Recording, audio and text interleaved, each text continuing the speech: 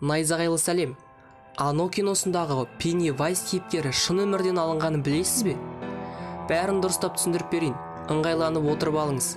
Және видео басталмай тұрып арнаға жазылып, осы видеоға лайк басуды ұмытпаңыздар.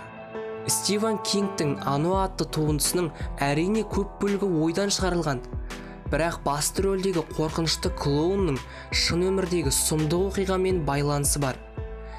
Автор өзі мұны байқамағандығын жеткізді. Бірақ көрермендер тарапы мұның шын өмірдегі қаншер Джонни Гейсиге тікелей сілтеме екендігіне сенімді. Мәселе Джонни Гейсидің өзі де клоун болғандығында. Тек оның өмірдегі образын шошындырарлықтай еткен. Бір көзбен қарағанда Гейси қарапайым жас жігіт, шар ұстап туған күн мерейтойларда балаларды бақытқа бөлейтіндей болып көрінеді. Дегенмен, бос уақытында ешкім біле бермейтін неше түрлі қылмыстық істермен айналысқан. Мысалы, ол үзіліс уақытында өзінің зымиялығын іске асыру үшін туған қаласындағы ең кішкентай тұрғындарды іздей бастайды, яғни 5-6 жасар балаларды.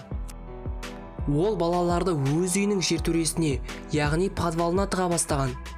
Гейси полиция қызметкерлерінің күдігіне іліккенше шамамен 30 шақты бейкүнә балаларды жер жастандырған. Оған кісі өлтіруші ретінде 2 рет айып тағылды, бірақ ол қайта-қайта сытылып шыға берді.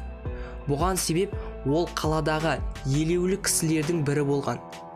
Бірақ оған деген күдік әлі де сейілмеді. Заң қызметкерлері іске кіріспей тұрып, бұл псих өз үйінде көптеген адамдарды еш себепсіз о дүниеге аттандырды.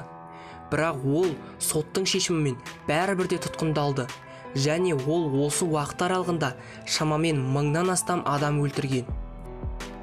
Достар, осымен видеоның соңына да келдік.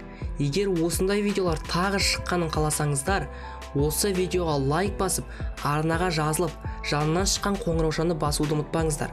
Және комментке жаза салыңызшы, Ано сізге ұнады ма, әлде жоқ па? Келесі найзағайлы видеоларымызда жолыққанша.